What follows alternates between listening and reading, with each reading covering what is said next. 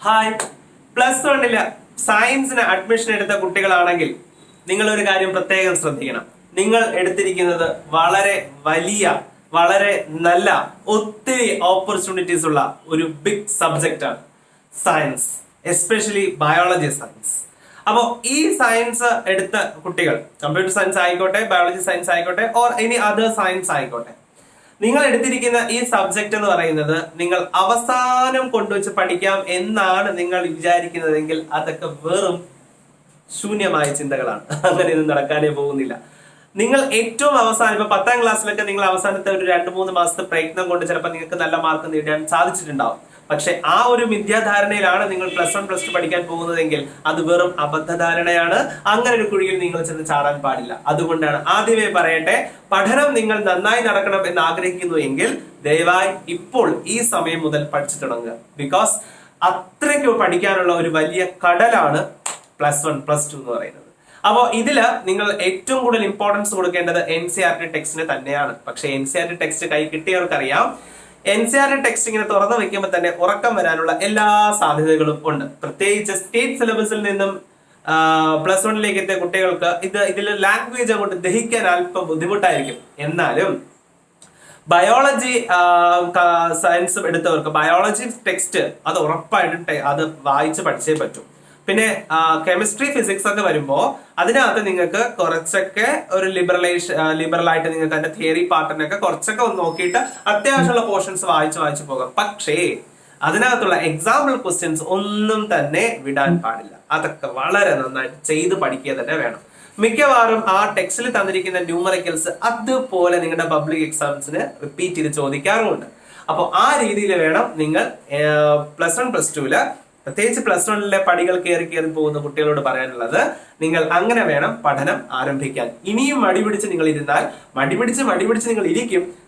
അവസാനം എക്സാം എത്തുമ്പോൾ സ്വാഭാവികമായിട്ട് നിങ്ങൾ ഒത്തിരി കഷ്ടപ്പെടേണ്ടതായിട്ട് വരും. ആ കഷ്ടപ്പാട് വേണ്ട എന്ന് നിങ്ങൾക്ക് ആഗ്രഹമുണ്ടെങ്കിൽ ദിവസത്തിൽ ഒരു 2-3 മണിക്കൂർ കൃത്യമായിട്ട് പഠിച്ച് മുന്നോട്ട് പോയാൽ മതി. 24 മണിക്കൂറിൽ 3 മണിക്കൂർ പഠിക്കാൻ ഉപയോഗിക്കുന്ന വലിയ കാര്യമൊന്നുമല്ല. കാരണം നിങ്ങളുടെ സമയം ഇപ്പോഴത്തെ നിങ്ങളുടെ ജോലി അതാണല്ലോ, വേറെ പ്രത്യേകിച്ച് ജോലികളൊന്നും ഇല്ലല്ലോ. അപ്പൊ പഠനത്തിന് വേണ്ടിയിട്ട് ഒരു 2-3 മണിക്കൂർ നിങ്ങൾ ചിലവാക്കണം. അത് സ്കൂൾ തുറക്കട്ടെ, അല്ലെങ്കിൽ വേറെ എവിടെയും ക്ലാസ് തുടങ്ങട്ടെ, പരീക്ഷ വരട്ടെ, ഇങ്ങനെയുള്ള എക്സ്ക്യൂസസ് എന്ന് പറയരുത്. കാരണം excuses will ash your dreams. നിങ്ങളുടെ എല്ലാ സ്വപ്നങ്ങളെയും വെറും ചാരമാക്കി കളയും. അങ്ങനെ ചാരമായി പോകാനുള്ളതല്ല നിങ്ങളുടെ ലൈഫ്. നിങ്ങളെങ്കിലും നിങ്ങളുടെ ജീവിതത്തിന് വില കൊടുക്കണം. അതുകൊണ്ട് പഠനം ഇപ്പോൾ തന്നെ ആരംഭിക്കുക വേണം. നിങ്ങൾ +1 +2 പഠിക്കാൻ, അതായത് +1 നിങ്ങൾ പഠിക്കാൻ വരുമ്പോ അല്ലെങ്കിൽ പഠിക്കാൻ തുടങ്ങുമ്പോൾ ഒരു കാര്യം നിങ്ങൾ ശ്രദ്ധിക്കണം. നിങ്ങൾ പലരും ചോദിക്കാറുണ്ട്, SCERT ടെക്സ്റ്റ് ആണോ NCERT ടെക്സ്റ്റ് ആണോ നമ്മൾ ഫോളോ ചെയ്യേണ്ടതെന്ന്. നോക്കൂ, SCERT എന്ന് പറയുന്നത് NCERTയുടെ ബ്ലാക്ക് ആൻഡ് വൈറ്റ് കോപ്പിയാണ്. അല്ലാതെ വേറെ അതിനകത്ത് യാതൊരു ഡിഫറൻസും ഇല്ല. ഇപ്പൊ പിന്നെ കളർ കോപ്പിയും ഉണ്ട്, ചെറിയ ബുക്കൊക്കെ ആയിട്ട് ഇറക്കിയിട്ടുണ്ട്. സോ അതിനകത്ത് യാതൊരു ഡിഫറൻസും ഇല്ല. NCERT ടെക്സ്റ്റിന്റെ ഫോട്ടോ സ്റ്റേറ്റ് ആണ് SCERT ഇറക്കുന്നത്. ആകെ കുറച്ചൊന്നോ 2 പോയിന്റ്സ് മാത്രമേ എക്സ്ട്രാ ആഡ് ചെയ്തിട്ടുള്ളൂ. അല്ലാതെ വേറെ ഒരു വ്യത്യാസവും ഇല്ല. അതുകൊണ്ട് ഏറ്റവും നല്ലത് നിങ്ങൾ NCERT ഫോളോ ചെയ്യുക. ഞാൻ അങ്ങനെ പറയാൻ കാര്യം, NCERT നല്ലോണം നിങ്ങൾ പഠിച്ചു വരികയാണെങ്കിൽ നിങ്ങൾക്ക് ഈസി ആയിട്ട് നിങ്ങൾക്ക് എൻട്രൻസ് ക്രാക്ക് ചെയ്യാൻ സാധിക്കും. വളരെ ഈസി ആയിട്ട് നിങ്ങൾക്ക് എൻട്രൻസ് ക്രാക്ക് ചെയ്യാൻ സാധിക്കും. എൻട്രൻസ് കൂടി മുൻകൂട്ടി കണ്ട് നിങ്ങൾ ഇപ്പോഴേ പ്രിപ്പറേഷൻ സ്റ്റാർട്ട് ചെയ്താൽ എൻട്രൻസ് ഒക്കെ നിങ്ങൾക്ക് നിഷ്പ്രയാസം എഴുതിയെടുക്കാവുന്നതേ ഉള്ളൂ. നല്ലൊരു പ്രൊഫഷണൽ കോഴ്സിലേക്ക് നിങ്ങൾക്ക് അഡ്മിഷൻ നേടുകയും ചെയ്യാം. അച്ഛന്റെ അമ്മയുടെ ഒക്കെ കണ്ണിലുണ്ണിയായിട്ട് മാറാം. അവർക്ക് സന്തോഷം നൽകാനും സാധിക്കും. കാരണം ഒത്തിരി പണം നൽകി പ്രൊഫഷണൽ കോഴ്സ് പഠിക്കുന്ന കുട്ടികളെക്കാളും വില നിങ്ങൾക്ക് വീട്ടിൽ കിട്ടുന്നത് നിങ്ങൾ സ്വയം പഠിച്ച ഒരു ഗവൺമെന്റ് സീറ്റിൽ, മെറിറ്റ് സീറ്റിൽ തന്നെ നിങ്ങൾ സീറ്റ് നേടുന്നതാണ്. അങ്ങനെ ഒരു നല്ല കുട്ടിയായിട്ട് മാറാൻ, അങ്ങനെ ഒരു നല്ലൊരു ഉയർച്ചയിൽ എത്താനുള്ള ഒരു ചവിട്ടുപടിയാണ് ആക്ച്വലി എൻട്രൻസ് എന്ന് പറയുന്നത്, അല്ലെ? ആ ഒരു ചവിട്ടുപടിയാണ്. സോ ആ എൻട്രൻസിലേക്ക് നിങ്ങൾക്ക് നല്ലോണം നടന്ന് കയറണം, പെട്ടെന്ന് നിങ്ങൾക്ക് അതിലേക്ക് അടുത്ത ലെവലിലേക്ക് എത്തണം എന്നുണ്ടെങ്കിൽ നിങ്ങൾ NCERT ഫോളോ ചെയ്തേ പറ്റൂ. അപ്പൊ +1 പഠിക്കാൻ പോകുന്ന എല്ലാ വിദ്യാർത്ഥികളും ദയവ് ചെയ്ത് NCERT ടെക്സ്റ്റ് കളക്ട് ചെയ്യുക. നിങ്ങളുടെ സീനിയേഴ്സിന്റെ കളക്ട് ചെയ്താൽ മതിയാകും. കാരണം സീനിയേഴ്സ് മിക്കവാറും അത് തുറക്കാതെ അതിന്റെ മണം പോലും മാറാതെ വെച്ചിട്ടുണ്ടായിരിക്കും. സോ അത് തന്നെ ഇങ്ങ് വാങ്ങിയാൽ മതി.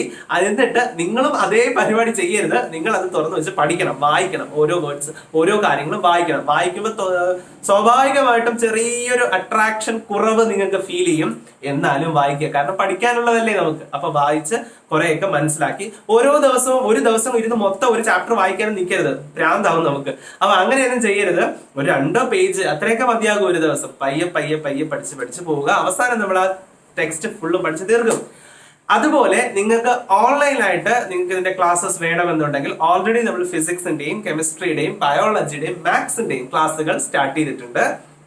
ഇപ്പൊ നമ്മൾ അതിന്റെ റിവിഷൻ, അതായത് ആദ്യത്തെ 2 ചാപ്റ്റേഴ്സ് തീർന്നു. അപ്പൊ അതിന്റെ റിവിഷൻസ് ഇപ്പൊ നടന്നുകൊണ്ടിരിക്കുകയാണ്. നിങ്ങൾക്ക് ഇപ്പൊ അതിന് വേണ്ടിയിട്ട് ജോയിൻ ചെയ്യാൻ വേണ്ടിയിട്ട് താഴെ കാണുന്ന നമ്പറിൽ നിങ്ങൾക്ക് വാട്സ്ആപ്പ് ചെയ്യാം, അല്ലെങ്കിൽ കോൾ ചെയ്ത് ഡീറ്റെയിൽസ് ചോദിക്കാം. കേരളത്തിന്റെ ഏത് ഭാഗത്തു നിന്നുള്ള കുട്ടികൾക്കും ഈ 4 സബ്ജക്റ്റിന്റെയും ട്യൂഷൻസ് നിങ്ങൾക്ക് കിട്ടുന്നതാണ്. അതിൽ ഫിസിക്സ്, കെമിസ്ട്രി, ബയോളജി ഞാനാണ് എടുക്കുന്നത്.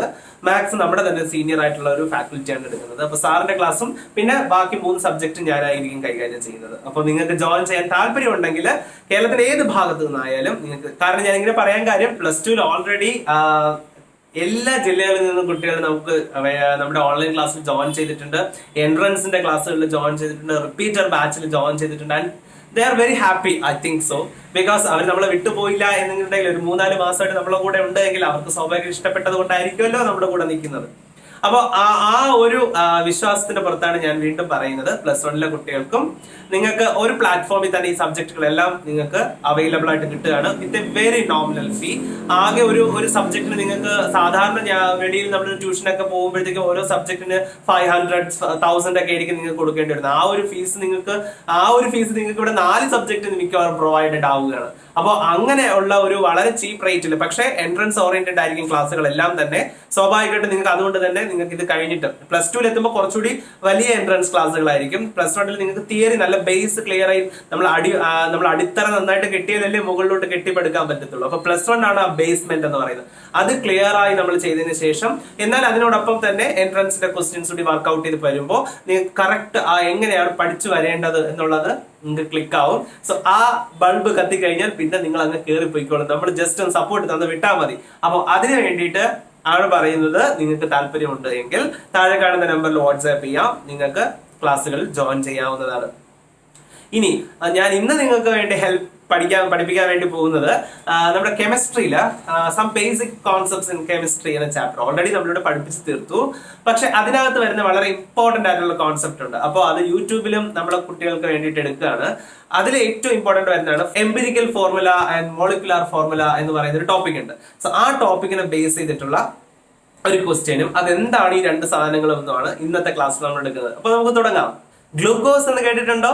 കേട്ടിട്ടില്ലാത്ത ആരാ ഉള്ളത് അല്ലെ? എന്ന് രാവിലെ വെട്ടി അടിക്കുന്ന സാധനമല്ലേ ഗ്ലൂക്കോസ് ആയിട്ട് നമ്മൾ കഴിക്കുന്നില്ലെങ്കിലും നമ്മൾ അരി അല്ലെ, ചോറ് അല്ലെങ്കിൽ ഏത് ഗോതമ്പ്, ഇതിലെല്ലാം ഗ്ലൂക്കോസ് ഉണ്ടല്ലോ.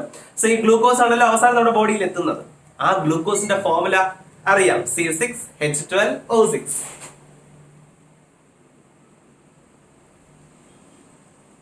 എന്താ അതിന്റെ അർത്ഥം? നമ്മൾ ഗ്ലൂക്കോസ് എന്ന് പറയുന്ന ഒരു മോളിക്യൂൾ എടുത്താൽ അതിനകത്ത് 6 കാർബൺ ഉണ്ട്, 12 ഹൈഡ്രജൻ ഉണ്ട്, 6 ഓക്സിജൻ ഉണ്ട്. അതല്ലേ ഈ എഴുതിയിരിക്കുന്നതിന് അർത്ഥം? 6 കാർബൺ ഉണ്ട്, 12 ഹൈഡ്രജൻ ഉണ്ട്, 6 ഓക്സിജൻ ഉണ്ട്. And this is the real formula of glucose. ഗ്ലൂക്കോസിന്റെ യഥാർത്ഥ ഫോർമുല ഇതാണ്. ഈ റിയൽ ഫോർമുലയെ നമ്മൾ അറിയപ്പെടുന്ന പേരാണ് molecular formula. So molecular formula എന്ന് പറഞ്ഞു കഴിഞ്ഞാൽ എന്താണോ ഒരു കോമ്പൗണ്ടിന്റെ റിയൽ ഫോർമുല, അതിനകത്ത് ഏതൊക്കെ എലമെന്റുകൾ എത്ര എണ്ണം വീതമുണ്ട്, ഏതൊക്കെ ആറ്റംസ് എത്ര എണ്ണം വീതമുണ്ട്, ആ റിയൽ ആയിട്ടുള്ള കോമ്പോസിഷൻ, അതിനെയാണ് നമ്മൾ മോളിക്കുലാർ ഫോർമുല എന്ന് വിളിക്കുന്നത്. പക്ഷെ ഇതിനകത്ത് ഒന്ന് നോക്കിക്കേ, ആ കിടക്കുന്ന നമ്പേഴ്സ് എല്ലാം തന്നെ നമുക്കൊരു കോമൺ നമ്പർ കൊണ്ട് ഡിവൈഡ് ചെയ്യാൻ പറ്റുന്നതല്ലേ? കാരണം 6 കൊണ്ട് ഡിവൈഡ് ചെയ്യാം, 12 6 കൊണ്ട് ഡിവൈഡ് ചെയ്യാം, അഗൈൻ 6 കൊണ്ട് ഡിവൈഡ് ചെയ്യാം. സോ എല്ലാ നമ്പേഴ്സും നമുക്കൊരു കോമൺ നമ്പർ കൊണ്ട് ഡിവൈഡ് ചെയ്യാൻ സാധിക്കും. സോ ആ കോമൺ നമ്പർ കൊണ്ട് നമുക്ക് ഡിവൈഡ് ചെയ്യാം. ഡിവൈഡ് ചെയ്യുമ്പോൾ ഇതേ ബൈ 6, ഇതേ ബൈ 6, ഇതേ by 6. And what will be the answer? C1H2O1. ഇതാണ് ഗ്ലൂക്കോസിന്റെ ഏറ്റവും സിംപ്ലസ്റ്റ് ഫോർമുല, ഏറ്റവും ചെറിയ ഫോർമുല. ഇങ്ങനെ എഴുതുന്ന സിംപ്ലസ്റ്റ് ഫോർമുലയെ വിളിക്കുന്ന പേരാണ് എംപിരിക്കൽ ഫോർമുല. എന്തെന്ന് വിളിക്കും? Empirical formula. So what is empirical formula? That is the simplest formula of A molecule. ഒരു മോളിക്യൂളിന്റെ സിംപ്ലസ്റ്റ് ഫോർമുലയാണ്. പക്ഷെ അത് റിയൽ ഫോർമുല അല്ല. ഒറിജിനലി ഒരു ഗ്ലൂക്കോസിനകത്ത് ഒരു കാർബൺ ആണോ? അല്ലേ അല്ല. അപ്പൊ സ്വാഭാവികമായിട്ട് അതൊരു റിയൽ ഫോർമുല അല്ല, അത് ജസ്റ്റ് ഒരു സിമ്പിൾ ഫോർമുലയാണെന്നേ ഉള്ളൂ. എനിക്ക് തിരിച്ച് ഈ ഫോർമുലയെ ഇങ്ങനെ ആക്കണമെങ്കിൽ എന്താ ചെയ്യുക? ഒന്ന് ആലോചിച്ച് നോക്കിക്കേ. ഈ ഫോർമുലയെ തിരിച്ച് ഇങ്ങനെ ആക്കണമെന്നുണ്ടെങ്കിൽ ഞാൻ 6 കൊണ്ട് മൾട്ടിപ്ലൈ ചെയ്താൽ പോരെ, ഈ ഫോർമുലയെ 6 കൊണ്ട് മൾട്ടിപ്ലൈ ചെയ്താൽ പോരെ. അപ്പൊ 6 കൊണ്ട് മൾട്ടിപ്ലൈ ചെയ്യുമ്പോൾ വീണ്ടും ഇതിലേക്ക് വരും. ആ 6 എന്നുള്ളത് എങ്ങനെയാ കിട്ടിയത്? അത് ഞാൻ ഡിവൈഡ് ചെയ്തുകൊണ്ട് എനിക്കറിയാം അല്ലെ 6 ആണെന്ന്. ഇപ്പൊ ഡിവൈഡ് ചെയ്തത് ഏതാണെന്ന് എനിക്ക് അറിഞ്ഞൂടായിരുന്നെങ്കിലോ അത് കണ്ടുപിടിക്കാൻ ഒരു വഴിയുണ്ട്. അപ്പോ ഏതോ ഒരു നമ്പർ കൊണ്ട് മൾട്ടിപ്ലൈ ചെയ്യുമ്പോഴാണ് എംപിരിക്കൽ ഫോർമുല മോളിക്കുലാർ ഫോർമുല ആകുന്നത്. ആ ഏതോ ഒരു നമ്പറിന് നമുക്ക് n എന്ന് കൊടുക്കാം. അപ്പൊ നമുക്ക് ഇങ്ങനെ എഴുതാം, മോളിക്കുലാർ ഫോർമുല എന്ന് പറയുന്നത് n ഇൻറ്റു എംപിരിക്കൽ ഫോർമുലയാണ്. മോളിക്കുലാർ ഫോർമുല എന്ന് പറയുന്നത് n ഇൻറ്റു എംപിരിക്കൽ ഫോർമുലയാണ്. അപ്പൊ what is that n? n ഇവിടത്തെ കേസിൽ 6 ആയിരുന്നു. അപ്പൊ നമ്മൾ എങ്ങനെ കണ്ടുപിടിക്കും ഇത്? അതിനൊരു എളുപ്പ വഴിയുണ്ട്. നമുക്ക് ഈ ഗ്ലൂക്കോസിന്റെ മോളിക്കുലാർ മാസ് കാൽക്കുലേറ്റ് ചെയ്യാം. ഗ്ലൂക്കോസിന്റെ മോളിക്കുലാർ മാസ് നിങ്ങൾക്ക് കാൽക്കുലേറ്റ് ചെയ്ത് പഠിച്ചിട്ടുണ്ടായിരിക്കും, അറിയാലോ. 6 കാർബൺ, അപ്പൊ 6 ഇൻറ്റു 12. ഹൈഡ്രജന്റെ 1 ആണ്, അപ്പൊ 12 ഇൻറ്റു 1. ഓക്സിജന്റെ 16 ആണ്, 16 ഇൻറ്റു 6. എല്ലാം കൂടി കൂട്ടുമ്പോൾ ഇവിടെ 180 എന്ന് കിട്ടും. ഇതുപോലെ എംപിരിക്കൽ ഫോർമുലയുടെ മാസ് കാണുക. അപ്പൊ എംപിരിക്കൽ ഫോർമുല മാസ് ഇവിടെ കാണുമ്പോൾ കാർബണിന്റെ 1 12, ഹൈഡ്രജൻ 2 12, 2 14, പിന്നെ 16, അപ്പൊ 30 എന്ന് കിട്ടും. So you will get it as 30.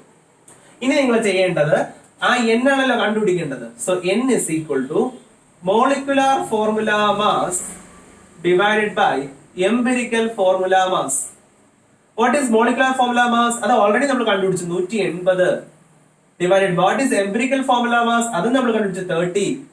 So സ്വാഭാവികമായിട്ടും 0 0 ക്യാൻസൽ, 3 and 6 18 ക്യാൻസൽ, 6 എന്ന് ആൻസർ കിട്ടും. And that is 6. ക്ലിയർ ആയോ? അപ്പൊ നമുക്ക് അറിഞ്ഞൂടെങ്കിലും നമുക്ക് ഇതുപോലെ കാൽക്കുലേറ്റ് ചെയ്ത് ആ 6 കണ്ടുപിടിക്കാൻ സാധിക്കും. അപ്പൊ ആ n എന്ന് പറയുന്ന നമ്പർ എങ്ങനെയാ കാൽക്കുലേറ്റ് ചെയ്തത്? മോളിക്കുലാർ ഫോർമുല മാസിനെ എംപിരിക്കൽ ഫോർമുല മാസ് കൊണ്ട് ഡിവൈഡ് ചെയ്താൽ നമുക്ക് മൾട്ടിപ്പിൾ ചെയ്യേണ്ട ഇന്റിജർ എത്രയാണെന്നുള്ളത് കണ്ടുപിടിച്ചെടുക്കാൻ സാധിക്കും. ഇതാണ് ബേസ്. അപ്പൊ ഇതാണ് എംപിരിക്കൽ ഫോർമുല, മോളിക്കുലാർ ഫോർമുല. ഇനി പരീക്ഷയ്ക്ക് ചോദിക്കുന്നത് ഇതിൽ നിന്ന് കാൽക്കുലേറ്റ് ചെയ്യാനുള്ള ഒരു ക്വസ്റ്റ്യൻ ആയിരിക്കും. അപ്പൊ ഒരു ക്വസ്റ്റ്യൻ വർക്ക്ഔട്ട് ചെയ്യാം.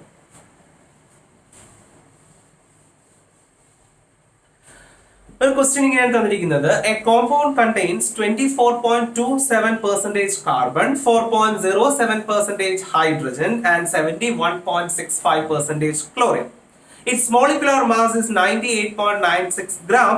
What is its empirical formula and molecular formula? അപ്പൊ തന്നിരിക്കുന്ന കാര്യങ്ങൾ ആദ്യം ഞാൻ പറയാം. പറഞ്ഞിരിക്കുന്നത് ഇങ്ങനെയാണ്, കാർബൺ 24.27% ആണുള്ളത്. Carbon 24.27% and hydrogen 4.07%. 4.07% and chlorine 71.65%. 71.65%. ഈ കോമ്പൗണ്ടിന്റെ മോളിക്കുലാർ മാസ് എന്ന് പറയുന്നത് ഇറ്റ് ഈസ് 98.96 gram. ഇത്രയും കാര്യങ്ങൾ തന്നിട്ടുണ്ട്. എന്നിട്ട് നിങ്ങളോട് ചോദ്യം ഇതിന്റെ മോളിക്കുലാർ ഫോർമുല, എംപിരിക്കൽ ഫോർമുല ഒക്കെ കണ്ടുപിടിക്കാം. ഇതിന് വേണ്ടിയിട്ട് നമുക്കൊരു ടേബിൾ ക്രിയേറ്റ് ചെയ്യണം. ആരെ കാര്യമൊന്നുമല്ല ടേബിൾ ക്രിയേറ്റ് ചെയ്യുന്നത്, വളരെ ഈസിയാണ്. അപ്പൊ നോക്കിക്കോളൂ എങ്ങനെയാണ്. ആദ്യം നിങ്ങൾ എലമെന്റുകൾ എഴുതുക. എലമെന്റ്സ് ഏതൊക്കെ ഇവിടുത്തെ elements? Carbon, hydrogen, chlorine. So അത് നേരെ എഴുതുക, കാർബൺ, ഹൈഡ്രജൻ, ക്ലോറിൻ. ഇനി അടുത്ത് നിങ്ങൾ പെർസെന്റേജ് എഴുതുക, പെർസെന്റേജ്. സോ കാർബൺ എത്ര പെർസെന്റേജ് പറഞ്ഞിട്ടുണ്ട്? 24.27 എന്ന് പറഞ്ഞിട്ടുണ്ട്. ഹൈഡ്രജൻ എത്രയെന്ന് പറഞ്ഞിട്ടുണ്ട്? 4.07 എന്ന് പറഞ്ഞിട്ടുണ്ട്. അടുത്ത് ക്ലോറിൻ എത്രയെന്ന് പറഞ്ഞിട്ടുണ്ട്? 71.65 എന്ന് പറഞ്ഞിട്ടുണ്ട്. ഇതിന് ശേഷം ഇവരുടെ എല്ലാം അറ്റോമിക് മാസ് എഴുതുക. കാർബണിന്റെ അറ്റോമിക് മാസ് എത്ര? 12. ഹൈഡ്രജന്റേതാണെങ്കിലോ 1. ക്ലോറിന്റേതാണെങ്കിലോ 35.5. സോ അവരവരുടെ അറ്റോമിക് മാസ് അവരവരുടെ നേരെ നിങ്ങൾ എഴുതുക. 20-30 എണ്ണത്തിന്റെയെങ്കിലും അറ്റോമിക് നമ്പർ കൃത്യമായിട്ട് പഠിച്ചു വെച്ചിരിക്കണം കേട്ടോ.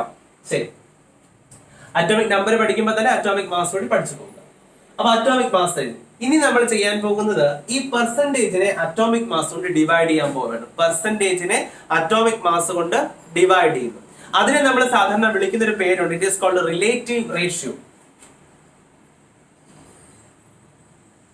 Relative ratio. അപ്പൊ what is relative ratio? Percentage divided by atomic mass. അതായത് ഇതേ ബൈ ഇത് 24 ഡിവൈഡ് ബൈ 12 അല്ലെ, ഏകദേശം 12 ഇരട്ടിയാണല്ലോ 24. അപ്പൊ 2.02 എന്ന് ആ ഒരു റേഞ്ചിൽ ആൻസർ കിട്ടും. ഇത് പക്ക നമുക്ക് 4.07 എന്ന് കിട്ടും. ഇത് ഏകദേശം 35ന്റെ ഇരട്ടിയാണ് 71. അപ്പൊ 2.01 റേഞ്ചിൽ ഒരു ആൻസർ ആയിരിക്കും നമുക്ക് കിട്ടുക. ഓക്കെ, ഒരു ഊഹത്തിൽ നമുക്ക് എഴുതാവുന്നതേ ഉള്ളൂ, കാൽക്കുലേറ്ററിന്റെ ഒന്നും ആവശ്യമില്ല ഇതിനകത്ത്. സോ ഇതിന് ശേഷം നിങ്ങൾ ചെയ്യേണ്ടത് ഈ തന്നിരിക്കുന്ന വാല്യൂസ് കിട്ടിക്കഴിഞ്ഞാൽ ഇതിൽ ഏറ്റവും ചെറിയ നമ്പർ ഏതാണെന്ന് കണ്ടെത്തുക. ഇതിൽ ഏറ്റവും ചെറിയ നമ്പർ ആരാ? 2.0. ആ ചെറിയ ആളെ കൊണ്ട് എല്ലാ നമ്പേഴ്സിനെ അങ്ങ് ഡിവൈഡ് ചെയ്യുക. അതിനെ നമ്മൾ വിളിക്കുന്ന പേരാണ് simplest ratio. So simplest ratio കാണാൻ ചെറിയ നമ്പർ കൊണ്ട് എല്ലാവരെയും ഡിവൈഡ്. അപ്പൊ 2.02 ഡിവൈഡ് ബൈ 2.01. അതുപോലെ 4.07 ഡിവൈഡ് ബൈ 2.01. അതുപോലെ 2.01 ബൈ 2.01. ഇത് ഏകദേശം എത്ര വരും? 2.02 ബൈ 2.01, 1.01 അങ്ങനെ എന്തെങ്കിലും ആയിരിക്കും അല്ലെ. 1. ഇതാണെങ്കിലോ 4 ബൈ 2 ആണ്. അപ്പൊ 2.1 കിട്ടും. അപ്പൊ 2.01 എന്ന് എടുക്കാം. ഇത് എക്സാക്ട്ലി 1 എന്ന് തന്നെ കിട്ടും. അടുത്ത് 1.01 എന്ന് പറഞ്ഞാൽ 1 തന്നെയല്ലോ. 2.01 എന്ന് 2 തന്നെയല്ലോ. 1. ഓക്കെ, അപ്പൊ ഈ നമ്പേഴ്സിന് ഇങ്ങനെ കഷ്ടപ്പെട്ട് നമ്മളിങ്ങനെ 0.01 അങ്ങനെയൊന്നും എഴുതണ്ട. നമുക്ക് അതിനെ റൗണ്ട് ചെയ്ത് എഴുതാം. That is called whole number ratio. So whole number ratio വരുമ്പോഴത്തേക്കും ഇതിനെല്ലാം നിങ്ങൾ എന്ത് ചെയ്യുക? റൗണ്ട് ചെയ്ത് 1.01 can be written as 1, 2.01 can be written as 2, and 1 can be written as 1. Clear ആയോ പറഞ്ഞത്? അപ്പൊ നമുക്ക് ആ ഓരോ കാർബണിന്റെ താഴെ 1 എന്ന് കിട്ടി, ഹൈഡ്രജന്റെ താഴെ 2 എന്ന് കിട്ടി, ക്ലോറിന്റെ താഴെയും 1 എന്ന് കിട്ടി. ഇനി നമുക്ക് ആ കിട്ടിയ കാര്യങ്ങൾ നമുക്കൊന്ന് എടുത്തെഴുതാം. അങ്ങനെ വരുമ്പോൾ ഞാൻ ക്വസ്റ്റ്യൻ ഒന്ന് മായ്ക്കുകയാണ്. ഓക്കെ, അപ്പൊ കാർബണിന്റെ താഴെ 1, ദെൻ ഹൈഡ്രജന്റെ താഴെ 2, ക്ലോറിന്റെ താഴെ 1. This is the empirical formula. ഇതാണ് empirical formula. So empirical formula എത്രയെന്ന് കിട്ടി? C1H2Cl1. ഇനി നമുക്ക് molecular formula. So molecular formula കണ്ടുപിടിക്കുന്നത് നമ്മൾ പഠിച്ചു. മോളിക്കുലാർ ഫോർമുല എന്ന് പറയുന്നത് N ഇൻറ്റു എംപിരിക്കൽ ഫോർമുലയാണ്. അപ്പൊ നമുക്ക് ആ N വേണം. N എന്ന് പറയുന്നത് എങ്ങനെയാണ് കണ്ടുപിടിക്കുന്നത്?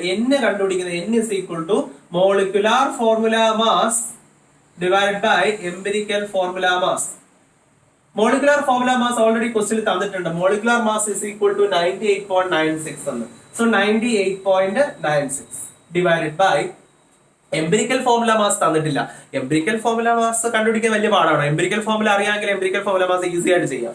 empirical formula C1 അല്ലേ. അപ്പൊ കാർബണിന്റെ 1 എന്ന് പറയുമ്പോഴത്തേക്കും 12 പ്ലസ് ഹൈഡ്രജന്റെ 2 പ്ലസ് ക്ലോറിന്റെ 35.5 ആഡ് ചെയ്യുമ്പോൾ 49.5 എന്ന്. സിമ്പിൾ അല്ലെ? It is 49.5.